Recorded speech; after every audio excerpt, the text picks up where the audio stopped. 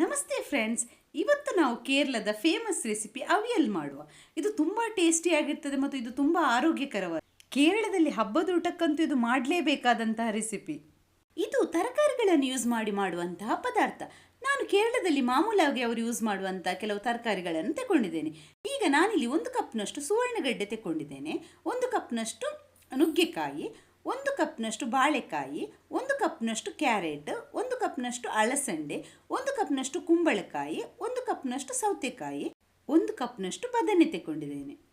ಈ ಪದಾರ್ಥಕ್ಕೆ ತರಕಾರಿಗಳನ್ನೆಲ್ಲ ನಾವು ಉದ್ದಕ್ಕೆ ಕಟ್ ಮಾಡಬೇಕು. ಒಂದು ಪಾತ್ರೆಗೆ ನಾವು ರೆಡಿ ಮಾಡಿಟ್ಕೊಂಡಂತಹ ತರಕಾರಿಗಳನ್ನೆಲ್ಲ ಹಾಕಬೇಕು.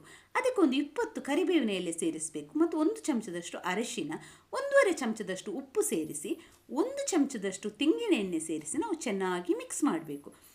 ಇದೊಮ್ಮೆ ಚೆನ್ನಾಗಿ ಮಿಕ್ಸ್ ಮಾಡಿದ ಮೇಲೆ ನಾವು ಒಂದು ಅರ್ಧ ಕಪ್ನಷ್ಟು ನೀರು ಸೇರಿಸಿ ಮತ್ತೊಮ್ಮೆ ಚೆನ್ನಾಗಿ ಮಿಕ್ಸ್ ಮಾಡಿ ಮುಚ್ಚಳವಿಟ್ಟು ಒಂದು 15 ನಿಮಿಷಗಳ ಕಾಲ ಇದನ್ನು ಮೀಡಿಯಂ ಫ್ಲೇಮಲ್ಲಿ ಚೆನ್ನಾಗಿ ಬೇಯಿಸಬೇಕು. ತರಕಾರಿಗಳೆಲ್ಲ ಚೆನ್ನಾಗಿ ಬೇಯಬೇಕು. ಇದು ಬೇಯ್ತಾ ಇರುವಾಗ ನಾವು ಒಂದು 6 ಕಾಯಿಮೆಣಸನ್ನು ಉದ್ದಕ್ಕೆ ಕಟ್ ಮಾಡಿ ಇದಕ್ಕೆ ಸೇರಿಸಿ ಅದನ್ನು ಕೂಡ ಚೆನ್ನಾಗಿ ಮಿಕ್ಸ್ ಮಾಡಿ ಮತ್ತೆ ಬೇಯಲಿಕ್ಕೆ ಇಡುವ. ಇದು ಬೇಯ್ತಾ ಇರುವಾಗ ಒಂದು ಮಿಕ್ಸಿ ಜಾರ್ ತೆಕ್ಕೊಂಡು ಅದಕ್ಕೆ 1 ಕಪ್ನಷ್ಟು ತುರಿದ ಕೊಬ್ಬರಿ ಹಾಕಬೇಕು. ಅದಕ್ಕೇನೆ 20 ಎಲೆಯಷ್ಟು ಕರಿಬೇವಿನ ಎಲೆ, ಒಂದು 8 ಸಾಂಬಾರು ಈರುಳ್ಳಿ, ಇಲ್ಲದಿದ್ದರೆ ನಾರ್ಮಲಿ ಈರುಳ್ಳಿ ಒಂದು ಹಾಕ್ಬೋದು, ಮತ್ತು 2 ಕಾಯಿಮೆಣಸು ಹಾಕಿ ನಾವು 1 ರೌಂಡ್ ತಿರುಗಿಸಬೇಕು.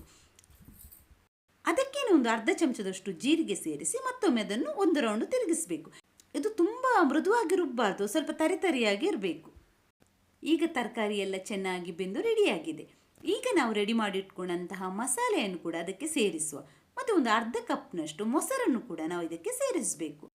ಹಾಗೆ ಒಂದು 2 ಚಮಚದಷ್ಟು ತೆಂಗಿನ ಎಣ್ಣೆಯನ್ನು ಸೇರಿಸಿ ಚೆನ್ನಾಗಿ ಮಿಕ್ಸ್ ಮಾಡಿ ಒಂದು 2 ನಿಮಿಷ ಲೋ ಫ್ಲೇಮಲ್ಲಿ ಮುಚ್ಚಳವಿಟ್ಟು ಬೇಯಿಸಿದರೆ ರುಚಿ ರುಚಿಯಾದ ಆರೋಗ್ಯಕರವಾದ ಅವಿಯಲ್ ರೆಡಿ ಆಯಿತು.